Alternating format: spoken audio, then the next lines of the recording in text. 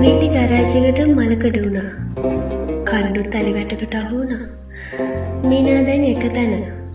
නිසාර්ගෙත් කන් දෙකම ඇහෙන්නේ නැහැ. එයාත් දැන් වයසයි. මතකද රෝසි? එයාට වෙච්ච දෙයක් අපිවත් දන්නේ නැහැ. ඒ තියා ඔයාව දැකපු කාලයක් මටත් මතක නැහැ. මතකද නටරාජ පන්සල? මමත් දැන් හුඟක් වයසයි.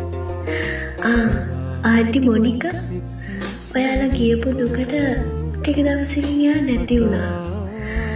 මලගෙදර නම් ඔයාලා කවුරුත් ආවේ නැහැ. මට දැන් අත්ෙන් අත්තට පනින්න බෑ.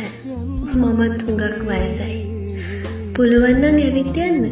ලස්සන බෝතලේ එක පැත්තකින් මකපු මකනේ නටරාජ පැන්සලයි අරගෙන පුරුදු ඩ්‍රෙස් උඩ මට ආසයි එක පාරක් හරි ඔයාලව හම්බ වෙන්න.